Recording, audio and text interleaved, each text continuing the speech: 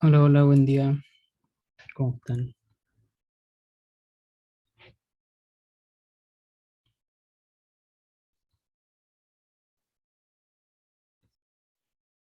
Hola, Josué, hola, Baltasar.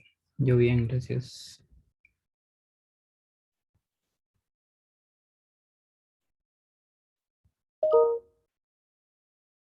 Oh, perdón, está sonando el correo.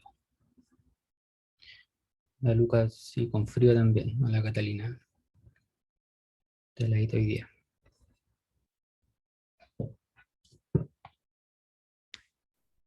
Déjame silenciar el correo para que no moleste.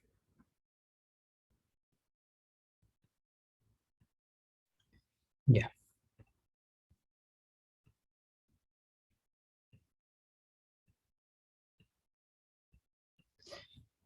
bueno. eh, Vamos a continuar entonces con lo que habíamos dejado pendiente el miércoles de la semana pasada. Eh, ¿Les sirvió el feriado o no? ¿Aprovecharon un día más de levantarse tarde? O da lo mismo si era feriado o era lunes normal. Para ponerse al día, sí, claro. También. A mí me sirvió para ponerme al día. Tuvimos prueba de estática el lunes, pero ¿cómo? No, no, no pueden haber tenido prueba el lunes. Ah, el martes. Ah, bueno, les vino entonces como anillo al dedo para el lunes. No sé si aprovecharon de estudiar o si ya habían estudiado de descansar. En fin. Ya, vamos a comenzar. Solo para recordar, porque creo que, bueno, cuando pasa una semana se olvidan muchas cosas. La última clase empezamos a calcular el campo magnético, ¿ya? De fuentes que generan el campo magnético como lo son conductores de corriente, ¿sí? Hasta antes habíamos visto el efecto de la fuerza magnética, pero no habíamos visto campos generados por corriente y sabemos que una carga en movimiento genera un campo magnético. Por lo tanto, una corriente, como son cargas en movimiento, generan campos magnéticos que tienen estas características, ¿ya? Similar a la interacción gravitacional y al campo eléctrico, decaen con el cuadrado de la distancia, ¿ya? Por eso va como 1 sobre d al cuadrado. Además, sabemos que es perpendicular al vector r menos r', ¿ya? Fíjense que el vector r menos r' es el vector que va desde la fuente, que en este caso sería este cable conductor, hasta el punto campo, el punto R, ¿ya? Y este vector R menos R' en este caso va hacia arriba en diagonal, y sabemos que el campo magnético en este caso sale del plano. Entonces es perpendicular a este vector R menos R' o de tongo como está puesto ahí a la derecha. Y también sabemos que es perpendicular a la dirección de la corriente, que está dada por este vector DL. El vector DL es el vector del camino que va siguiendo la corriente, ¿ya? Por eso el campo magnético también, además de ser perpendicular a este vector R menos R', sabemos que es perpendicular a la trayectoria de la corriente, ¿ya? Y con eso se construye esta expresión que se conoce como ley de Biot-Savart, ¿ya? Que nos permite calcular el campo magnético a partir de una fuente, de una corriente, de un conductor de corriente, donde S mu sub 0 se conoce como permeabilidad magnética. Y bueno, todas estas expresiones no lo puse acá, vienen de las ecuaciones de Maxwell que describen la luz, describen ondas electromagnéticas. Entonces la velocidad de la luz en el vacío, en este caso, está definida como 1 sobre la raíz de epsilon 0 mu sub 0, ¿ya? La velocidad de la luz en algún medio, bueno, es 1 sobre la raíz de epsilon por mu, ¿ya? Donde el epsilon, recuerden que, por ejemplo, cuando estábamos inmersos en un material dieléctrico, multiplicaba al epsilon 0, en fin, eso creo que un poco menos relevante. Y luego aplicamos la ley de Biot-Savart para calcular, por ejemplo, el campo magnético de una espira circular de corriente, ¿ya? De radio R, en un punto que está sobre su eje, ¿ya? Recordando siempre que calcular campos magnéticos en este caso, y bueno, campos eléctricos también en puntos de simetría es mucho más fácil, ya las integrales se nos hacen más fácil, por eso calculamos en este caso el campo magnético en ese punto P que está sobre el eje.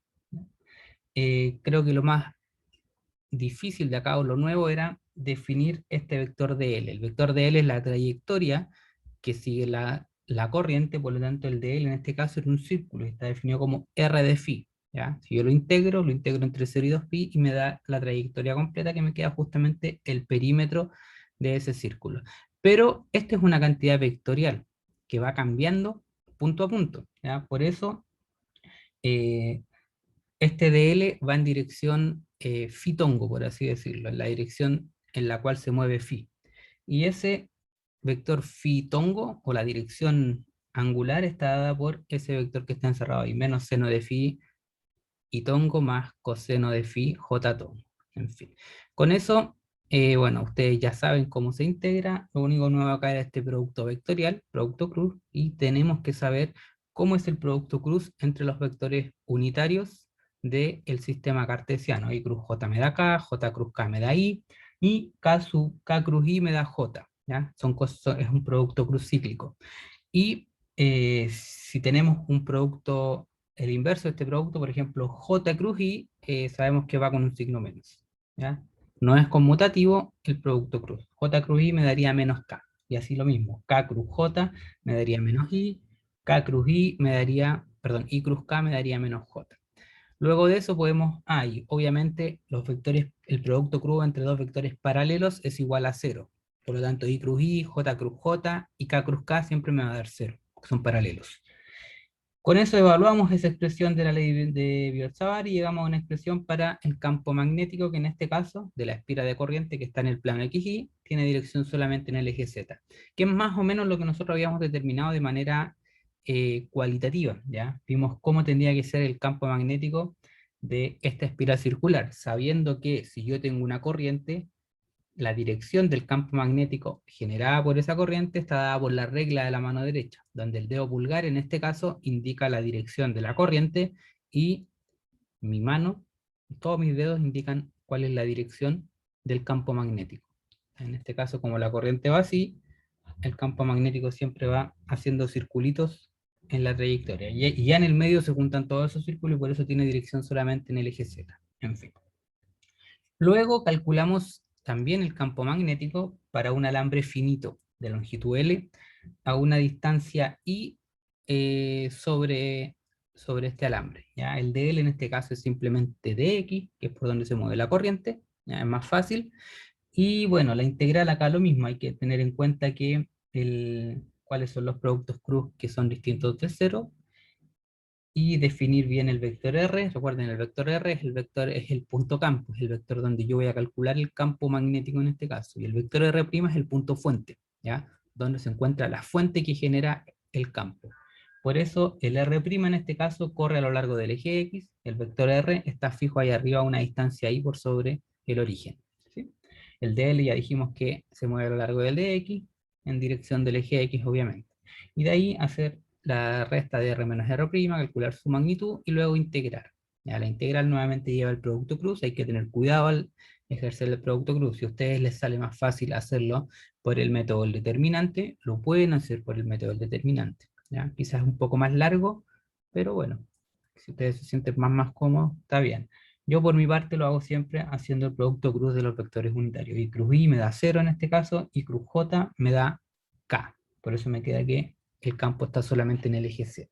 ¿Ya? Lo cual tiene un poco de sentido, porque se acuerdan de lo que definimos antes de la ley de Biot-Savart, que el campo magnético, fíjense que en este caso va solamente en el eje Z, tiene componente, el resultado solamente en el eje Z. Eso quiere decir que en ese punto P el campo sale de la pantalla y es consistente con lo que habíamos dicho al principio, es perpendicular al vector R menos R', ya que es el vector que va desde la fuente hasta el punto campo, que sería en este caso, bueno, va cambiando, pero siempre está en el plano, ese vector R menos R' siempre está en el plano XY. Y obviamente es perpendicular al campo magnético que está en el eje Z. Y también dice que es perpendicular al DL, ¿ya? Al camino que sigue la corriente, que en este caso está sobre el eje X. Como no está sobre el eje Z, también es perpendicular. ¿Ya? Se comprueban todas esas cosas que nos entrega la ley de Biot-Savart. Y bueno, hicimos una aproximación, nos daba esta expresión que era bien grande, ¿ya? E hicimos la aproximación, ¿qué pasa cuando el punto campo está muy pegadito al alambre? ¿Ya? En este caso, cuando I se traduce, es mucho menor a L. En este punto, Cuando I es mucho menor a L, significa que ese punto campo yo lo puedo asumir que está muy pegadito al alambre, y desde ese punto yo veo el alambre como si fuese infinito. Veo que las dimensiones del alambre son mucho mayores al punto donde yo estoy parado. Entonces puedo asumir que ese alambre es infinito. ¿Ya? Hago la aproximación de I mucho menor que L o L mucho mayor que I, y nos fijamos que se nos simplifica bastante, y en este caso solo depende de la distancia de separación al punto I.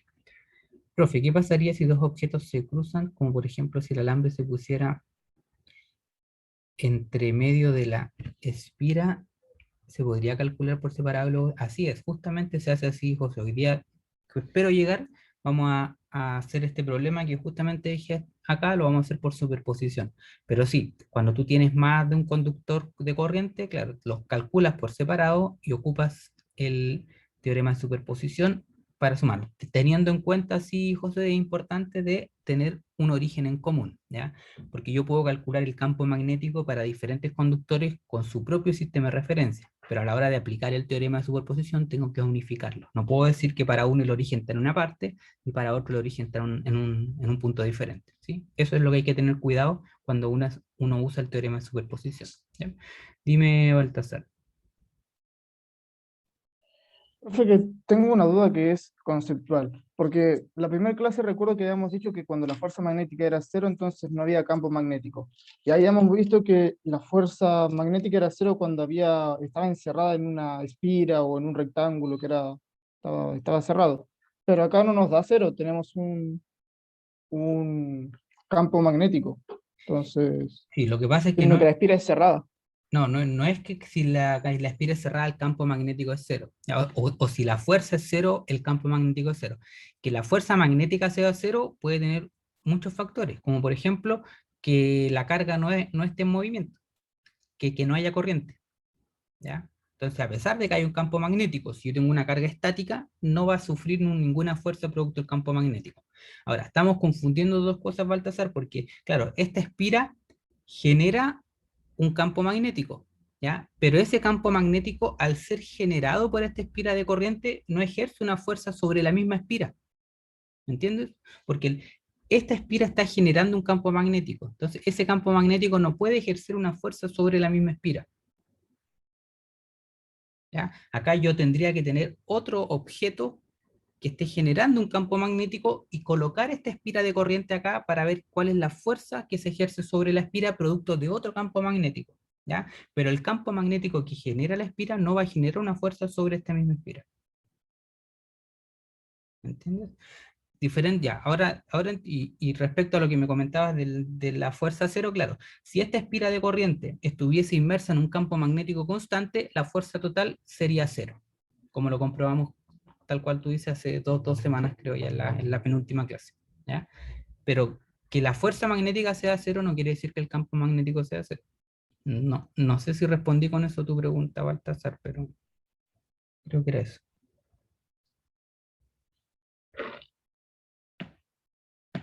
Ah, bueno, no puse el lápiz, pero no sé. ¿Quedó claro, Baltasar, o te confundí más? Creo que sí. Si la fuerza es cero, entonces no hay campo, pero que el No. campo sea cero no implica que no haya fuerza, ¿o no? ¿O cero?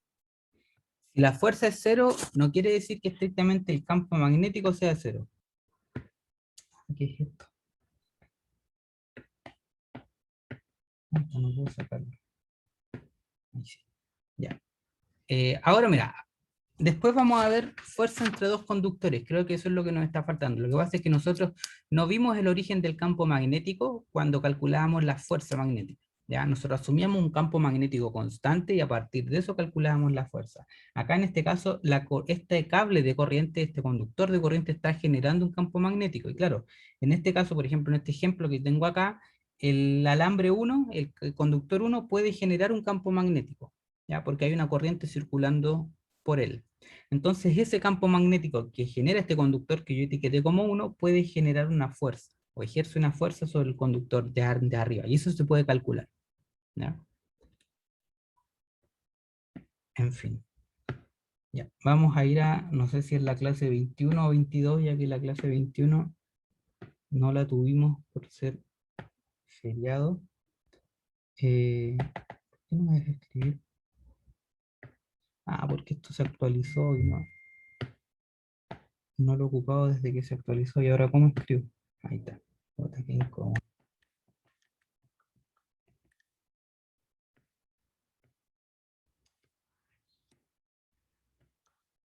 ¿Qué hice?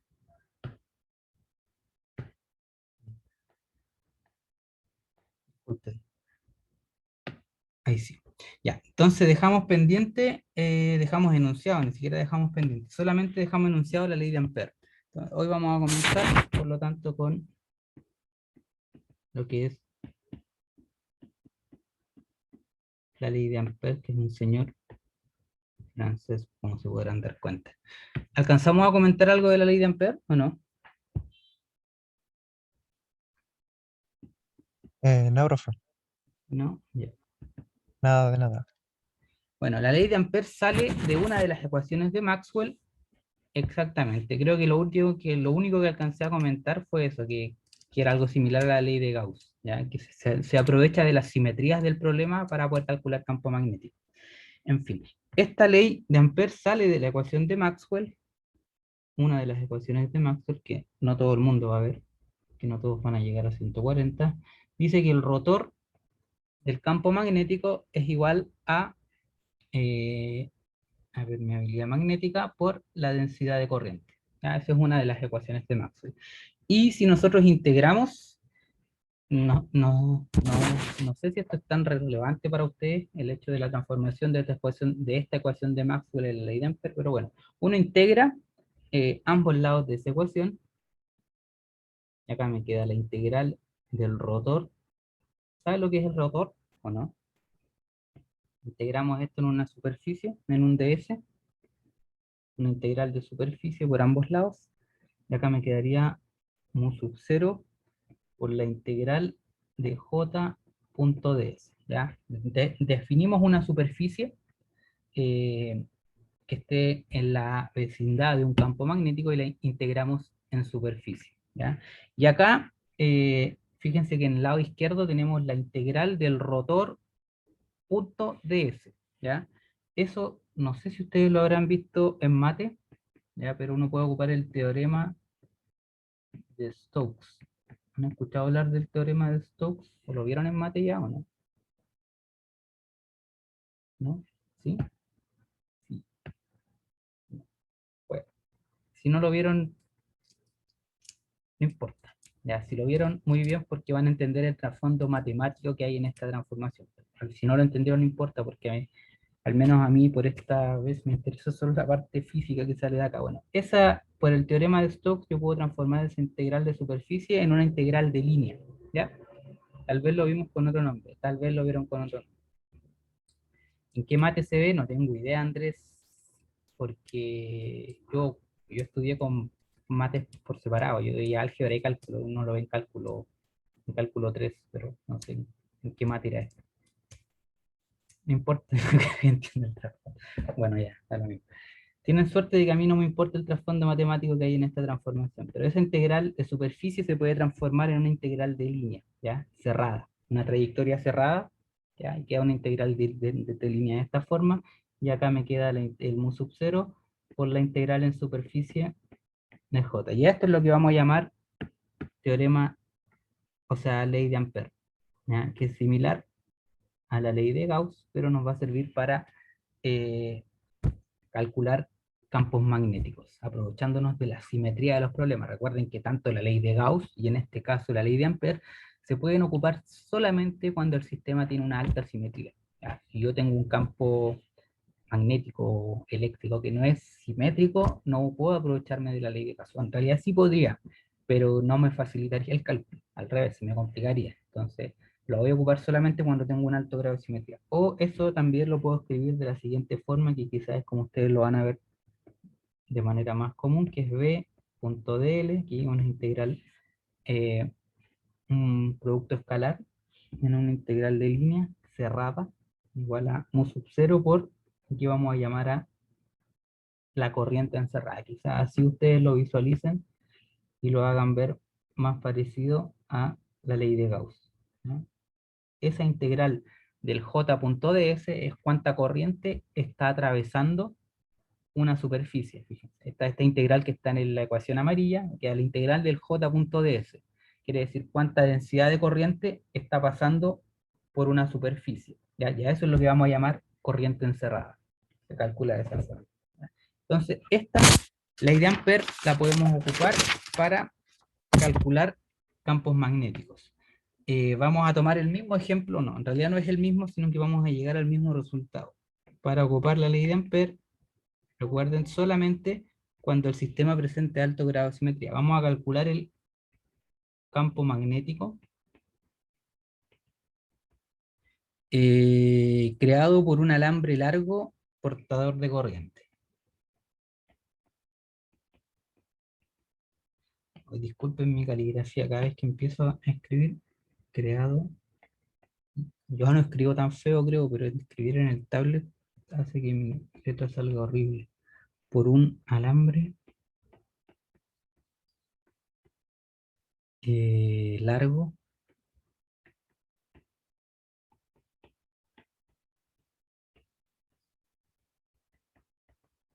portador de corriente. ¿Ya? Entonces, lo que tenemos es acá un alambre, lo vamos a exagerar, lo vamos a hacer bien grueso, un radio y largo. O sea, podemos asumir que es infinito, por el cual circula una corriente que va en esta dirección, atravesando al alambre. Y el alambre tiene radio R mayúscula. Y yo quiero calcular el campo magnético generado por este alambre portador de corriente. ¿Sí? Pero si me corrió, no me había dado cuenta que esto se corrió cuando enchufé el Stacy. Entonces, para entenderlo mejor, fíjense que, bueno, yo ocupo la ley de Ampère. ¿Y qué tengo que saber? ¿Cuál es la dirección que tiene el campo magnético? Si yo no conozco la dirección del campo magnético, no puedo usar la ley de Ampère, iba a decir Gauss. ¿Por qué? Porque yo me tengo que aprovechar de la simetría del problema. Si el problema es simétrico, yo puedo establecer cuál es la dirección y cómo varía ese campo magnético, puedo usar la ley de Ampère. ¿Por qué tengo que saberlo? Porque la parte izquierda de esta ecuación me dice que es la integral por un camino cerrado del campo magnético. Recuerden que las líneas de campo magnético son líneas cerradas. No van al infinito y se pierden allá, sino que claramente tienen un inicio y un final. Son líneas cerradas. Entonces yo tengo que seguir una de esas líneas. ¿Qué forma tiene el campo magnético de este cable o alambre conductor de corriente? ¿Cómo va el campo magnético en este sistema?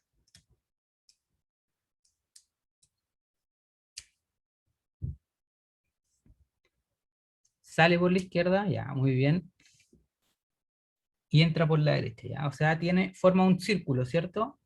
Sale por la parte izquierda y entra por la parte derecha. Forma círculos concéntricos a este alambre, claro, y como ustedes me dicen, por la regla de la mano derecha, como la corriente va hacia arriba, el campo sale por el lado izquierdo, sale de la pantalla del plano y entra por el lado derecho. Entonces, por este lado, yo tendría acá campos magnéticos que salen y por acá campo magnético que entra. Este sería el campo en ambos lados. ¿Ya? Entonces, por lo menos yo sé cómo es el campo magnético. Y esto obviamente tiene una trayectoria circular. Esta sería la trayectoria que tiene que seguir esta integral. Recuerden que yo tengo que integrar por un camino cerrado que siga la dirección del campo magnético. Ya establecí cómo es el campo magnético, me aproveché de la regla de la mano derecha, entonces yo sé que la parte izquierda la tengo que integrar en este camino cerrado. Ya definí el camino cerrado que sigue la línea de campo. ¿Cómo va esto? Si sale por ahí, entra por ahí, esto sería así, ¿cierto? Si no me equivoco. Y aquí podemos borrar acá para que se entienda qué pasa por detrás. Ahí. Ese sería el campo magnético que ustedes mismos me dijeron. Entonces, bueno, visto de esta forma es un poco difícil definir estos vectores, entonces vamos a hacer una vista superior para escribir mejor la ley de Ampère. Vista superior y obviamente vamos a definir un sistema de referencia que no me voy a salir de las convenciones, voy a definir acá. ¿Ya? El eje X hacia la derecha, el eje Y hacia arriba, y el eje Z saliendo de la pantalla. Ahí. Entonces vamos a poner este cable de corriente acá, de longitud R, y fíjense que el campo magnético acá va por una trayectoria cerrada. Entonces yo tengo que definir una trayectoria cerrada del campo, y la voy a definir acá, afuera. Ya, yo sé que el campo magnético tiene esta trayectoria, sigue esta línea. Entonces, a un radio medido desde el centro que vamos a llamar un radio R, que puede ser cualquier radio. Y listo, por la parte izquierda ya la solucioné, porque la integral del DL se va con el... Bueno, en fin. Vamos a poner acá hacia dónde va el campo magnético. Yo sé que acá, si la corriente sale, fíjense que acá la corriente sale de acá. Viene hacia arriba, saliendo del plano. Entonces, si la corriente... ¿Qué dedo era el I y cuál era el campo? Para establecer el campo magnético generado por una corriente, tú dices que la corriente es el dedo gordo, el dedo pulgar, y el campo magnético va así, con la mano curva. Entonces, si la corriente va hacia arriba en este caso, o en la vista superior si sale del plano, el campo magnético va en sentido antihorario, iría hacia allá. Ahí iría hacia acá iría hacia acá, etc. Ese sería el campo magnético que sigue esa trayectoria cerrada. ¿Ya? Entonces ya tengo lista la parte izquierda de la integral. Y ahora me faltaría la corriente encerrada. ¿Ya? Entonces sería, bueno, ahí la vamos a calcular. Para eso entonces, lo primero, esta sería la vista lateral. Voy a poner acá, vista lateral. Vamos a definir primero la densidad de corriente, para poder calcular la corriente encerrada. Entonces, la corriente yo sé que va en dirección del eje Z, ¿ya? Siguiendo este esquema va en dirección del eje Z y tiene una corriente I dividido por el área. ¿Cuál sería el área que va atravesando la corriente cuando va circulando por el alambre? Es el área de ese alambre, ¿cierto? No, la corriente no va atravesando el manto, va atravesando el área perpendicular del ¿cómo se llama? Del alambre, hermano. Entonces sería el área del círculo, exactamente. Acá me quedaría pi por r al cuadrado. Esa sería la densidad de corriente y como es vectorial, yo sé que va en dirección del eje Z. Va saliendo. Listo, definí mi corriente. Entonces, yo sé que necesito las dos partes de esa...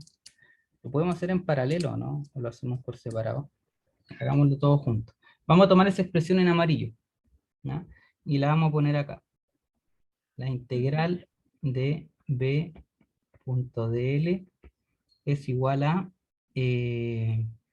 mu sub 0 por la integral del j.ds. ¿Ya? Entonces, la integral del BDL. Acá yo tengo que, fíjense que hay un producto punto acá. O sea, es un producto entre dos vectores. Tengo que definir en qué dirección van esos vectores para poder establecer este producto punto. Yo sé que el campo magnético a ese radio es constante. Recuerden que el campo magnético decae con la distancia al cuadrado. Por lo tanto, en esta circunferencia que yo dibujé en rojo, la magnitud del campo magnético es la misma. A pesar de que cambia su dirección, tiene la misma magnitud, porque la magnitud del campo magnético decae con r al cuadrado, con la distancia al cuadrado. Y como todos estos puntos están a la misma distancia, tiene la misma magnitud, no así la misma dirección. Entonces acá yo puedo establecer que esto es el campo magnético, que a ese radio es constante. ¿Y qué dirección tiene el campo magnético? ¿En qué dirección va? ¿Puedo definir yo alguna dirección? Bueno, en realidad sí la puedo definir. Este es el ángulo φ. Y esta dirección en la que se mueve el campo magnético, yo la puedo definir como fitongo. ¿Ya? Porque es la dirección del ángulo. Esta dirección que va hacia allá es la dirección de el fitongo. que va cambiando, obviamente, no es una dirección constante, va cambiando punto a punto. ¿Ya? Ese fitongo yo sí lo puedo escribir como una, lo puedo escribir en función de los vectores I y J del plano cartesiano, como lo hemos hecho con el DL, por ejemplo. El DL que sería la dirección del DL, ¿ya? Porque es la dirección, en este caso no es el camino que sigue la corriente, sino el camino que sigue el campo magnético. ¿Ya? Entonces, acá, y aquí el DL, este DL es el camino cerrado que recorre el campo magnético, ¿ya? El DL que aparece en la expresión de la ley de Ampère no es el DL de la corriente, ojo con eso. ¿Por qué? Porque el DL de la corriente en este caso tiene dirección K, va en dirección del eje Z, sino que este DL es la dirección de esta trayectoria cerrada por la que se mueve el campo. ¿Y cuál dirección tiene la misma, o no? Porque este DL es cómo va variando eso. Entonces tiene la misma dirección. El DL yo lo puedo escribir como DL también en dirección fitongo, ¿ya? La dirección del ángulo. Entonces el producto, y como el campo es constante, esta parte de acá me quedaría el B afuera por la integral del DL. El producto punto se me van los fitongo punto fitongo, que es igual a 1, y me queda la integral del DL. Y acá al otro lado me queda la integral de el J, o sea, I sobre 2, perdón, sobre pi por r cuadrado, que es una constante, fíjense, por el ds, ¿ya? Y acá lo mismo, fíjense que esto va en dirección K, ¿y en qué dirección va el ds? El ds también tiene dirección K. ¿Se acuerdan cuál era la dirección del diferencial de superficie? Por ejemplo, si este fuese el diferencial de superficie. La superficie en este caso es la superficie que va atravesando esa densidad de corriente. ¿Hacia dónde apuntaría este vector de S? Si es que yo tuviese esa superficie. En K, ¿cierto? Siempre es perpendicular. Iría acá. Entonces por eso el ds, está puesto ahí abajo. Bueno. No me di cuenta. Entonces, claro, el ds y la corriente tienen la misma dirección. Por lo tanto, acá yo puedo dejar B por la integral del dl. Acá me queda mu sub 0 I sobre pi r al cuadrado. Y acá el k punto se me va con el k tongo se me va con el otro k tongo con este producto escalar y me queda simplemente la integral del ds. Y aquí listo, porque la integral del dl es la línea que sigue el campo magnético al dar esa trayectoria cerrada. ¿Cuál sería esa integral del dl? ¿Qué es lo que yo debería colocar acá? ¿Qué camino sigue el campo magnético para dar esa trayectoria cerrada? 2πr, ¿cierto? La línea de campo magnético da una circunferencia completa. Entonces sería 2pi por el r pequeña, porque es el que yo definí para esa trayectoria. 2πr. Mu sub 0 i sobre pi por r cuadrado, que es la magnitud de la densidad de corriente, y acá. ¿Cuál sería la integral del ds? ¿Cuál es la superficie que yo voy a integrar? Esa que está ahí. Entonces, si yo integro esa superficie, me va a dar justamente la superficie de esa densidad de corriente. Entonces, ¿qué debería salir de la integral del ds? De acá. Profe, no entendí por qué es R y no R. Porque esta parte de la izquierda tiene que ver con la trayectoria que sigue el campo magnético, Josué. Entonces yo escogí esta línea que dibujé en rojo. El campo magnético sabemos que sigue esa trayectoria circular. Yo puedo haber escogido un R más grande y un R más chico. El R mayúscula es el radio del conductor, ¿ya? Pero yo estoy siguiendo una línea de campo magnético que no es tan R grande, sino que va a un radio cualquiera mayor, a un radio R pequeña, que es una variable. Por eso va con el R chica, porque la parte izquierda de la ley de Ampère tiene que ver con la trayectoria del campo magnético. Profe, entonces las direcciones en producto punto siempre van y quedan como 1, así como se fue el phi. No sé si siempre, o sea, en este caso sí, porque la trayectoria del dl sigue la misma línea del campo magnético, ¿ya? Claro, cuando nosotros ocupamos la ley de Ampère, por lo general nos va a quedar así, porque usamos la ley de Ampère solamente para casos de alta simetría. ¿ya? Puede haber casos donde no haya simetría y esto no sea así. Y claro, ahí es mucho más difícil ocupar la ley de Ampere porque ese producto punto no se te va a ir porque no van a ir en la misma dirección. Por eso hay que ocupar la ley de Ampere en casos de alta simetría. Eso responde un poco a tu pregunta, Fernando. Y el lado derecho de la ecuación tiene que ver con la corriente, ¿ya? Y fíjense que la corriente, acá, les había preguntado, ¿cuál es la integral de este ds? La integral de este ds es la superficie que está atravesando la corriente, pi r cuadrado, ¿ya? Y aquí tienen que tener cuidado, ¿ya? Porque la parte derecha de la ecuación hace referencia a la corriente encerrada, y la corriente encerrada solamente está en el alambre, por eso me queda pi por r grande al cuadrado. Se me va con eso, y como yo estoy fuera del conductor, finalmente fíjense que la corriente encerrada es justamente I, porque es la corriente que está en todo el conductor y no en una parte. De esta forma, el campo magnético, o la magnitud, mejor dicho, me queda mu sub 0 por I sobre 2pi por R. ¿Les parece conocido ese resultado? Sí, es el mismo resultado que vimos en la clase pasada para este primer caso, fíjense. Un alambre de corriente que lleva una corriente I y yo quiero calcular el campo a una distancia I. ¿Ya? Está en otra simetría, obviamente, pero se llega exactamente al mismo resultado cuando yo estoy muy pegadito al alambre. ¿Ya? O sea, cuando yo puedo asumir que el alambre es muy grande, llego exactamente al mismo resultado, fíjense. Mu sub 0 I sobre 2pi por I. En vez de I ahora puse R, obviamente. ¿Ya? Ahí. Y si yo lo quiero poner como vector, yo sé que esto va en dirección, no es una dirección constante. Fíjense que el campo magnético no va ni en dirección del eje X ni en dirección del eje Y, sino que va en dirección phi. Y esto es para R mayor que R. Yo estoy fuera del alambre conductor. Ahí. ¿Ya? Dirección phi. De hecho, fíjense que yo puedo escribir esa dirección phi. Vamos a poner acá, para que ustedes no crean que esta dirección no tiene sentido. Si yo tengo esto acá,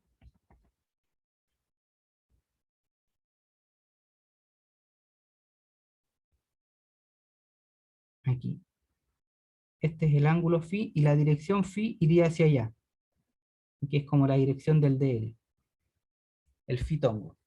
¿Cómo me quedaría el fitongo entonces? Yo lo puedo escribir, fíjense, acá. Si yo replico esos ángulos, el ángulo phi me queda ahí arriba. Por lo tanto, el vector fitongo iría siempre como menos la magnitud de fitongo, que es 1, porque es un vector unitario, por en el eje X iría con menos seno de phi, ¿ya? Porque va hacia la izquierda y el ángulo está opuesto, está pegado al eje Y. Más, porque es positivo, el coseno de phi en el eje X, ¿ya? Esa es la dirección fitongo. Y obviamente va cambiando punto a punto, exactamente, la que puso Fernando, menos seno más coseno. Fitongo, no es, en el fitongo, en el plano cartesiano, no es una dirección constante, porque depende del ángulo, va cambiando punto a punto. Cuando phi es 0, fitongo va en el eje Y simplemente, apunta hacia arriba. Cuando ese phi vale pi medio, vale 90 grados, el fitongo apunta hacia la izquierda, ¿cierto? Va en dirección de menos Y, de menos eje X, ¿ya? Por eso fitongo no es una dirección constante. En fin, todo esto es para fuera del conductor, fuera del alambre, mejor dicho. Pero ¿qué pasa dentro del alambre? ¿Hay campo magnético o no hay campo magnético? Si yo eligiese acá otra superficie distinta dentro del alambre, acá, a otra distancia R, ahí, ¿hay campo magnético o no hay campo magnético? ¿Qué creen ustedes?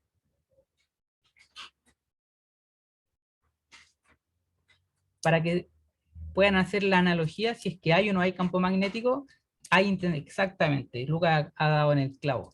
Hay que pensar en lo que ustedes pensaban en la ley de Gauss, ¿se acuerdan? Cuando yo decía, bueno, ¿hay campo eléctrico o no hay campo eléctrico? ¿De qué depende de que haya campo eléctrico usando la ley de Gauss? De si hay o no hay carga encerrada, ¿recuerdan? ¿Se acuerdan cuando nosotros empezábamos a usar la ley de Gauss? Veíamos si había o no había carga encerrada. Si la carga encerrada era 0, entonces no hay campo eléctrico. ¿Ya? Dependía solo de la carga encerrada. Si había carga encerrada, iba a haber un campo eléctrico. Acá es lo mismo, ¿ya? Si yo encierro esa superficie que está en amarillo ahora, que es un radio R también, pero es menor al R grande, al R del conductor. Claro, como dice Lucas, ¿hay intensidad de corriente encerrada? Sí, ¿ya? Pues por más chiquitito que sea ese R, yo voy a tener en esta superficie de acá, voy a tener corriente encerrada. Por lo tanto, si tengo corriente encerrada, también voy a tener campo magnético. ¿Y qué dirección va a tener ese campo magnético? Bueno, la corriente tiene la misma dirección, por lo tanto el campo magnético también va a ir en dirección antihoraria. Va a seguir esa trayectoria. Entonces vuelvo a aplicar la ley de Ampère. Pero ahora, dentro del alambre. ¿Y qué pasa dentro del alambre? Bueno, tenemos acá la integral cerrada de B.dl y acá la integral mu sub 0 de la densidad de corriente punto ds. Reemplazamos, igual que recién. ¿Qué dirección tiene el campo magnético dentro del conductor? Es exactamente lo mismo, ¿ya? Es un campo magnético de menor intensidad, obviamente, porque hay menos corriente encerrada, pero tiene la misma dirección, tiene la dirección phi. ¿Y qué dirección tiene el dl? La misma que afuera, ¿ya? El dl va por esa trayectoria que yo dibujé en amarillo.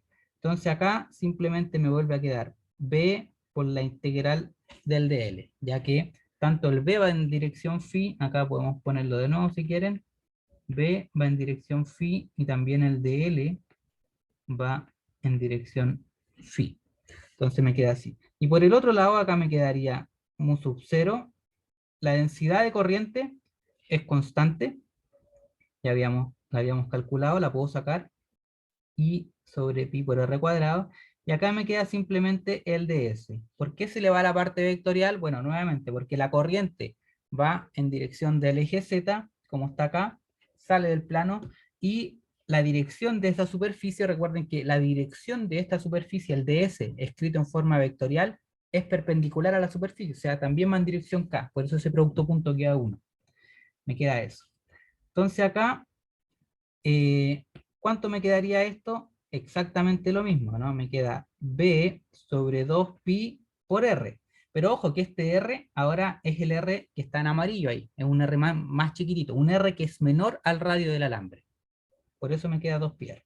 Y acá me queda mu sub 0 I sobre pi por R al cuadrado. Y esto que está acá, ¿cuánto me queda?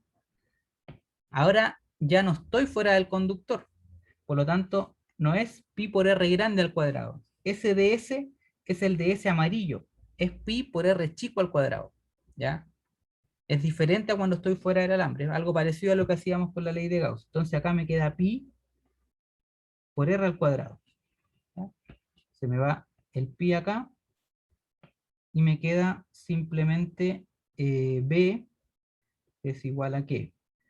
A mu sub 0. Pero estoy mu sub 0 por i dividido en 2pi por r cuadrado por r. ¿No? Creo que no me equivoqué. O si lo queremos escribir en forma vectorial, b es igual a mu sub 0 por i sobre 2pi por r al cuadrado por r. ¿En qué dirección? Phi. Profe, me perdí en por qué utilizó ahora el R chico al cuadrado, no el otro. Porque la parte derecha de la integral, Baltasar, hace referencia a la corriente encerrada. Entonces yo tendría Sí. la densidad de corriente, que es constante, porque es la corriente dividido por el área, o sea, I sobre pi por R grande al cuadrado, pero acá la superficie que me define la corriente encerrada es esta en amarillo. Entonces sería Ah, ya, la vale. densidad de Ah, corriente por esa área chiquitita en amarillo. ¿Ya? ya, vale. Es muy similar a lo que hacíamos con la ley de Gauss con la carga encerrada, ¿cierto? Cuando estábamos afuera de la distribución de carga, estaba toda la carga, ¿cierto? Pero cuando estábamos adentro, la carga iba creciendo con el radio. En este caso es lo mismo. La corriente va creciendo con el radio. ¿Sí? Baltasar, me levantaste la mano, no sé si era por la pregunta de recién o otra. Sí, vale, eso era. Ya. Esto. Entonces, claro, fíjense que si yo me paro dentro del conductor, esto es para radios menores al radio del conductor, ¿ya? Dentro del alambre. La corriente o el campo magnético en este caso crece con el radio. ¿Por qué? Porque mientras más grande sea el radio, mayor corriente encerrada tengo. Por lo tanto, el campo magnético crece, ¿ya? Va a llegar a un límite, obviamente. Cuando R chica sea igual al radio del alambre, esto va a dejar de crecer y va a empezar a decaer con R, ¿cierto? Profe, la densidad de corriente se mantiene igual. La densidad de corriente es constante porque es la corriente dividido por el área que va atravesando. La corriente I va por todo el alambre, ¿ya? No es que vaya en un pedacito adentro. Por eso la densidad de corriente es I dividido por esta área de acá. Por eso es constante, Lucas. ¿Ya? En fin. Bueno, así vamos a usar la ley de Ampère. ¿Alguna duda? El R minúscula debería estar al cuadrado, ¿no? No, porque hay un R al otro lado también, Ah, ya vale. ¿sí? En fin. Entonces, recordar para la ley de Ampère que la parte izquierda hace referencia a la línea cerrada del campo magnético, ¿ya? Por eso ese dl que aparece ahí no es el dl de la corriente, no confundir con la ley de Biot-Savart, donde el dl de la ley de Biot-Savart hace referencia al camino que va siguiendo la corriente. Este dl, la ley de Ampère, es el camino de la trayectoria cerrada del campo magnético, ¿ya? Definimos nuestro sistema de coordenadas siempre con la vista superior. Es más fácil, Fernando, porque es la forma de definirlo en coordenadas cilíndricas o polares, como le llaman ustedes, ¿ya? En realidad esto se puede hacer en cualquier sistema de coordenadas. Ustedes lo pueden hacer con coordenadas esféricas o con coordenadas cartesianas, ¿ya? Solo que ahí aumenta la dificultad en resolver las integrales. Uno tiene que intentar simplificar el sistema y aprovechar la simetría. En este caso, este problema tiene simetría cilíndrica o polar. Por eso ocupamos esas coordenadas de esta forma, ¿no? Recuerden además que la ley de Ampère solo se utiliza en sistemas que tienen alto grado de simetría. Si no, nos complica más de lo que nos ayuda. Y ahora vamos a resolver el ejercicio que dejé propuesto en la clase pasada. Yo no sé si alguien lo hizo. Bueno, se lo hizo muy bien, pero ahora lo vamos a volver a hacer. Consiste en un alambre que tiene una sección recta, después una semicircunferencia, y me quedo medio fea, y después otra sección recta. Y por abajo, otro alambre, acá. Ahí. Por el alambre superior circula una corriente I que va hacia allá. ¿Ya? Va en esa dirección. Y por el alambre inferior también circula una corriente que vamos a llamar I', que no sabemos cuánto vale, ¿ya? Y lo que sí sabemos es que, bueno, voy a definir el origen ahí, en el centro de la semicircunferencia, y voy a decir que el campo magnético en el origen es 0. Entonces la pregunta de acá es que si el campo magnético, obviamente, es nulo en el origen,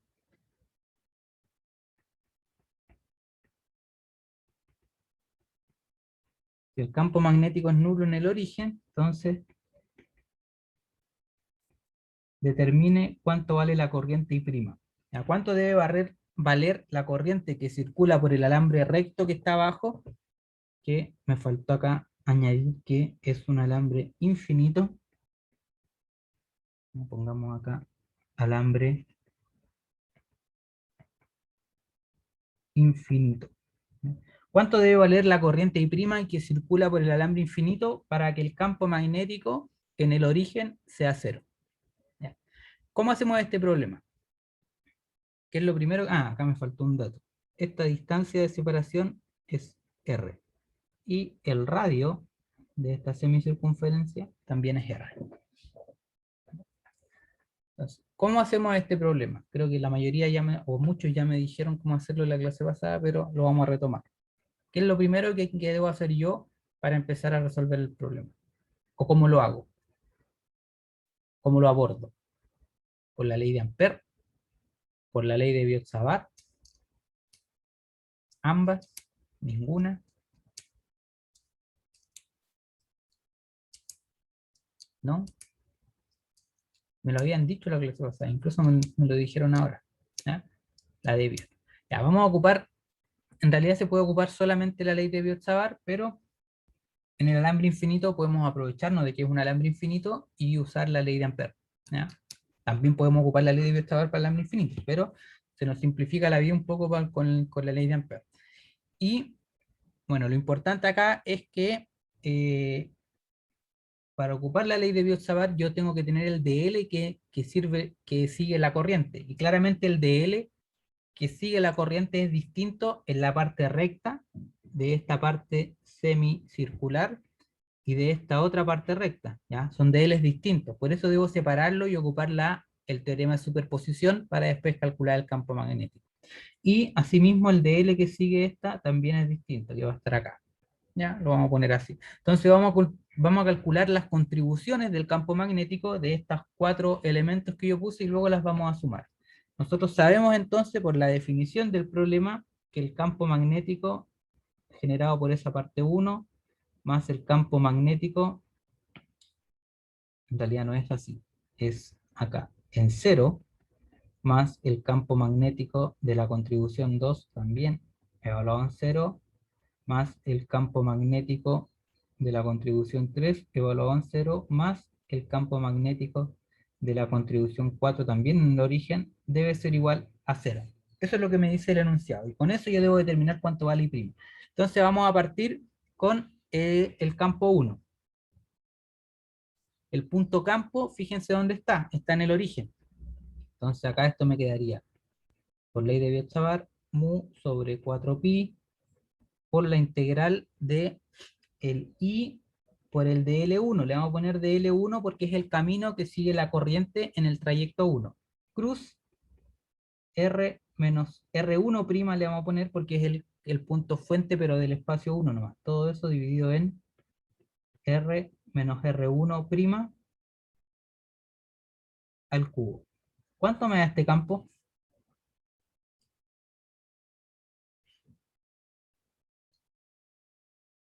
Me da 0.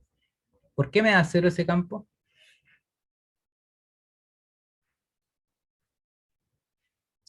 Porque son paralelos. ¿Qué cosas son paralelos, Fernando? Los vectores. ¿Cuáles vectores? Bueno, el de L en este caso y el R menos R'. ¿Ya? Fíjense que acá el vector R, que es el vector campo, es el punto donde yo calculo el campo, es igual a 0. Claro, son antiparalelos. Perdón. Está bien, se entiende, Fernando. El vector R, que es el vector donde yo voy a calcular el campo, es 0. Por lo tanto, acá me queda solamente la dirección de R'. Y este es el de L. Lo voy a poner acá. Ese es el vector de L, que va hacia allá. ¿Y cuál es el vector R'? El que va, lo voy a poner acá abajito. Ahí. Ese es el vector R1'. ¿Ya? Como el vector R es 0, R1' con el vector de L, tal como dice Fernando, son antiparalelos, o son paralelos. Entonces el producto cruz entre esos dos vectores hace que el campo sea 0. ¿Ya? Son vectores paralelos. Tan simple como es. Y si el campo magnético B1 es igual a 0, ¿cuánto debería ser el campo B3 de la otra parte recta del alambre? 0 también, ¿ya? Porque ocurre lo mismo. Acá ni siquiera son antiparalelos, sino que son paralelos. Porque acá yo tendría nuevamente, ese sería mi vector de L, de L2, por así llamarlo, este es de L1, y hasta acá estaría mi vector R2', ¿ya? Que es el vector donde está la fuente. También son paralelos, entonces el producto cruz entre ellos es 0, y la integral se hace 0 y todo se hace 0. Entonces listo, ya calculamos el campo magnético en ese punto de los alambres 1 y 3, nos queda el del 2 y el 4. Para el del 2, bueno, acá yo no sé si definí el sistema de referencia, lo podemos definir acá. Y J, como siempre. Y esto que se abre acá, entonces, es un ángulo que vamos a llamar, como siempre, phi. Entonces, vamos ahora a la contribución de la parte semicircular. B2 es igual a mu0 sobre 4pi por la integral de I por DL2 cruz R menos R2' dividido en R menos R2' al cubo. Y aquí antes de ponerse a hacer cálculo, bueno, nuevamente tengo el vector R que vale 0, que es el vector campo, el vector donde voy a calcular el campo que está en el origen. El vector R', o R2' mejor dicho, es acá. Ese es el vector R2', que está dado por R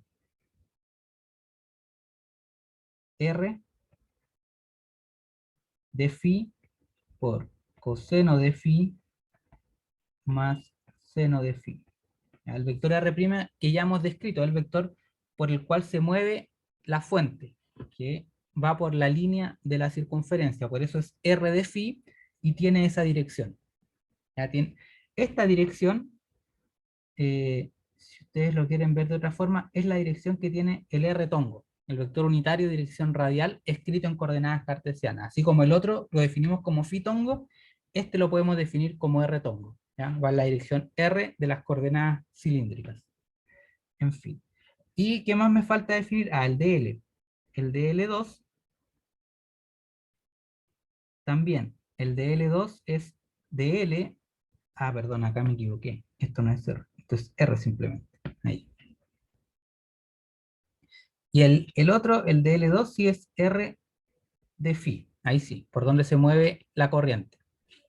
Y eso va en dirección phi, ya lo habíamos dicho. O sea, menos seno de phi más coseno de phi.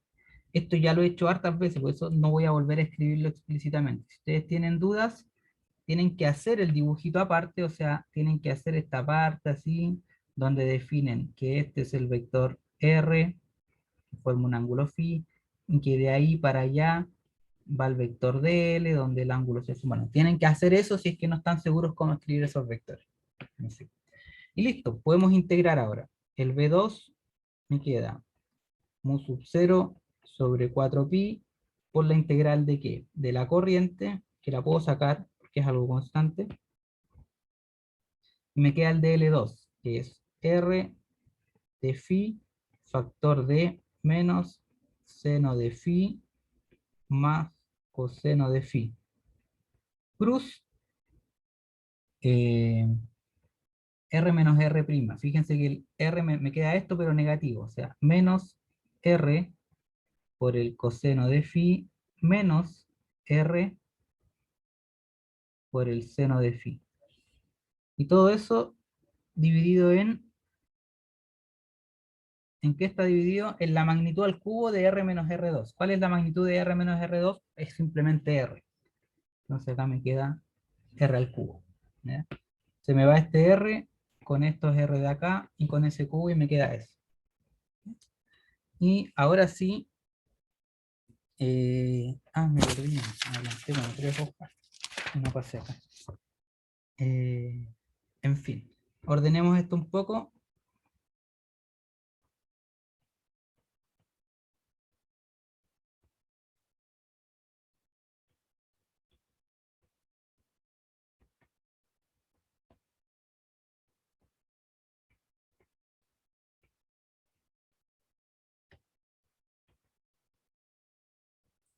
Y hagamos el producto cruz, ¿ya? Acá tenemos 4 productos, ¿cierto? El I con el coseno me va a dar 0, porque me quedaría I cruz I, y 2 vectores paralelos son 0. Entonces me quedaría S con S, y este, si lo multiplico lo mismo, con la coordenada J, se me anula, entonces tengo que multiplicarla solamente con S. Por lo tanto, acá me queda mu sub 0 I sobre 4pi por la integral del de phi. Y acá, ¿qué me queda? Menos seno,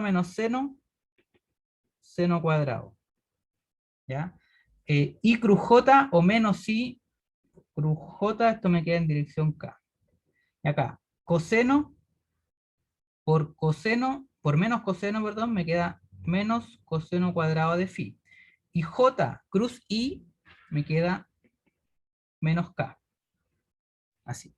Entonces de ahí me queda seno cuadrado más coseno cuadrado de phi y se me va. Entonces esto finalmente se transforma en una integral muy amigable, me tendría el de phi en dirección K. Ya, seno cuadrado más coseno cuadrado se hacen 1. ¿Cuáles serían los límites de esta integral? ¿Entre qué ángulo se mueve el phi que yo definí ahí arriba? ¿Desde dónde hasta dónde debería ir? Me falta un R en el denominador, tiene toda la razón. Me lo comí. Acá. Ahí. De 0 a pi, exactamente. De 0 a pi. ¿Por qué? Porque la distribución de la corriente hace una semicircunferencia. Un semicírculo y por eso va de 0 a pi. Entonces, fíjense que esto al final, la integral de 0 a pi del de phi me queda pi y esto me queda mu sub 0. Lo podemos escribir más allá para encerrarlo. Me queda que el campo magnético 2, en el origen, obviamente, en el punto donde yo lo calculé, es mu sub 0 sobre i. Me sale un pi, entonces eso me queda 2r simplemente. En dirección K.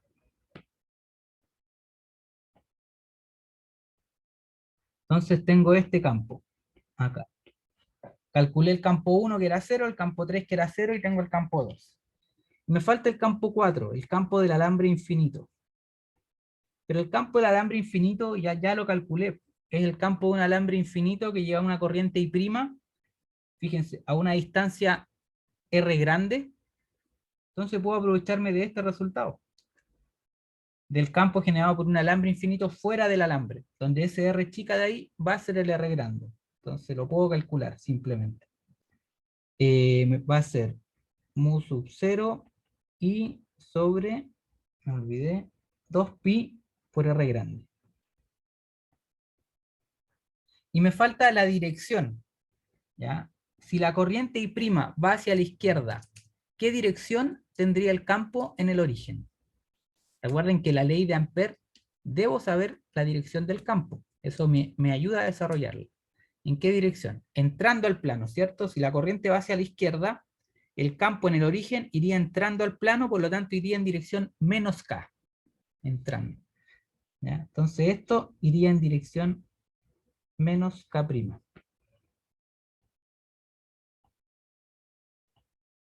Ah, y acá me equivoqué yo, es I', porque es la corriente que circula con el alambre. No que el origen es en 0, así es, Josué. Claro, el origen está en 0, pero yo por eso estoy calculando justo el campo ahí en el origen. ¿Ya? Y al final, con lo que me importa acá es la magnitud. Fíjate que lo que yo calculo con la ley de Ampère, Josué, no es la dirección. ¿Por qué? Porque la dirección viene dada por mi conocimiento del campo. Lo que yo calculo es la magnitud. Al resultado que yo llego acá, antes de ponerle la dirección, es el resultado de la magnitud del campo en ese punto. Acá lo mismo. Es el resultado de la magnitud del campo en ese punto. Entonces, si yo tengo este alambre infinito que tiene corriente hacia la izquierda, yo puedo determinar cuál es la magnitud del campo en el origen. ¿Ya? A pesar de que, claro, el origen está ahí. Y no estoy asumiendo que el origen está acá sobre el alambre. Profe, en B2 no sería 4R en el denominador. En B2. No, porque es este campo. A una distancia R. ¿O sí? A ver. Ah, el B2, perdón, pensé que el B4. El B2 sí, me equivoqué ahí, no sé por qué le puse 2. Este es 4R, tienes toda la razón. Eso, ¿cierto? Sí. Gracias, Lucas. ¿Quedó claro? Espérate, no sé quién. Josué, ¿por qué a pesar de que este no está en el origen, yo puedo calcular la magnitud del campo ahí? Porque la ley de Ampère me permite calcular la magnitud del campo en algún punto, independiente si está en el origen o no, ¿ya? Y como yo conozco la dirección, sé que ahí entra. En fin. Y ahora sé que la suma de estos dos campos más los otros que eran 0 deben ser igual a 0. Entonces yo tengo que B2 vectorialmente más B4 debe ser igual a 0. Por lo tanto, acá me quedaría mu sub 0 y sobre 4R en dirección K, menos, lo puedo poner así, mu sub 0 y prima sobre 2pi por R en dirección K debe ser igual a 0. Se me va el vector, se me va el mu sub 0, se me va el R y me queda simplemente eso. Por lo tanto, para que el campo sea 0 en ese punto, la corriente prima que circula por el alambre infinito debe ser igual a pi medio, si no me equivoco, de la corriente que circula por el otro alambre.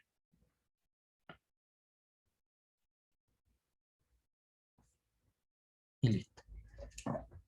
Entonces, ocupamos claramente acá, yo me salté un paso gigante del cálculo del campo del alambre infinito, pero me lo salté porque lo habíamos visto recién acá, en el problema anterior, en el ejemplo anterior. Si yo no hubiese tenido este ejemplo anterior, claro, me debería haber dado el trabajo de calcular ese campo B4 de un alambre infinito, pero como aprovechando que ya lo habíamos hecho, me salté ese paso. Y listo. Y con eso calculamos esa corriente. Entonces, ¿alguna duda?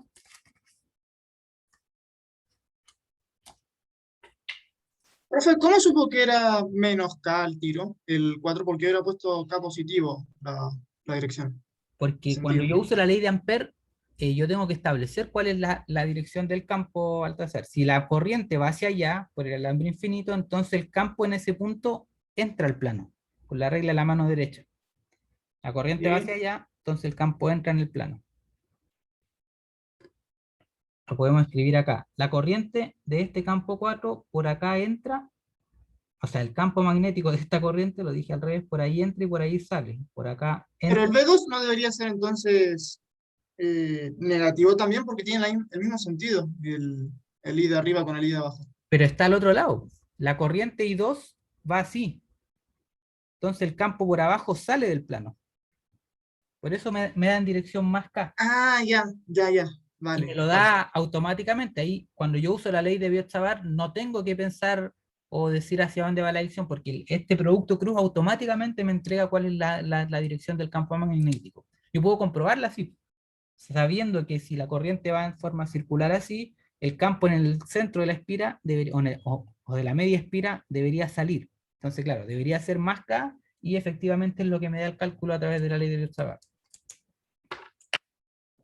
Ya. ¿Alguna otra duda? Estamos todos claros con la ley de Ampère entonces. Si sale un ejercicio con ley de Ampère y ley de Biot-Savart deberían tener puros 100. A lo mejor no pregunto porque me van a empezar a decir que van a empezar a variar las corrientes. Sí, obviamente hay que ejercitar. Pero esto, claro, justamente, fíjense que esa era la idea de esta clase. Ver la ley de Ampère en un cortito, miren, fíjense, la anunciamos en 10 minutos y después entenderla con ejemplos. Creo que eso es más productivo de que yo les hable 40 minutos de la ley y después hagamos un solo ejemplo, ¿no? Profe, ¿Sí? es que, o sea, entendí la parte de la ley de Ampère, pero no caché bien cómo verlo, por ejemplo, con el anterior, que vimos lo mismo del alambre infinito, pero como desde arriba y después con la ley de Ampère, pero no caché bien como la similitud entre los dos. De la Ya, clase pasada, sí, por acá. lo que hicimos ahora. O sea, no del ejercicio de ahora, sino que en Ah, el de la sí, clase pasada. Ah, sí, ¿cómo hacer esa conexión? Ya sí entendí sí, ahora. eso. Ya, acá nosotros calculamos el alambre, ¿cierto? Que no es infinito, sino que es un alambre de longitud L. Y calculamos el campo en un punto P ahí arriba. Y nos dio esto que está ahí en amarillo. Que no es el resultado que nos daría por la ley de Ampère. Ahora, ¿por qué lo podemos comparar con la ley de Ampère? Porque cuando ese punto P está muy cercano al alambre, la distancia ahí es mucho menor a la longitud del alambre. Entonces uno puede asumir que el alambre es infinito en comparación a esa distancia. Y chao a los que quieran desconectar. Hasta ahí llegó la clase. Nos volvemos a encontrar la próxima semana. Vayan a ayudantía y recuerden el control, ¿ya? Disculpa, no sé quién me estaba preguntando, que interrumpí. Entonces, acá cuando yo me acerco mucho al alambre, puedo asumir que el alambre es infinito y por lo tanto esto adquiere una simetría que me permitiría usar la ley de Ampère. Ahora, ¿cuál es la conexión? Que es el mismo sistema, solo que el otro está visto desde arriba. Si tú lo rotas en 90 grados, tendrías el alambre acá, así. ¿Ya? Si yo lo roto en 90 grados, tendría el alambre apuntando hacia acá. Y el campo magnético iría así. Es el mismo caso que vimos con la ley de Ampère. ¿Ya? Vale. Ahí, cacho. Entonces, si Eso, yo profe. eso que tengo dibujado en azul lo roto de nuevo para que quede con el alambre, veo que claramente se rota todo el plano así y queda que el campo sale. Viene hacia afuera del plano en el punto P. ¿Ya? Es difícil ver esas cosas en 2 dimensiones cuando en realidad son sistemas tridimensionales, pero bueno, espero que se entienda. Ya, señoritos y señoritas, dejamos hasta acá, ya me pasé un minuto. Que tengan una buena semana, un buen resto de semana y un buen fin de semana también. Nos vemos. Cuídense. Chau, chau. Chao, profe. Chao, profe. Chau, chau.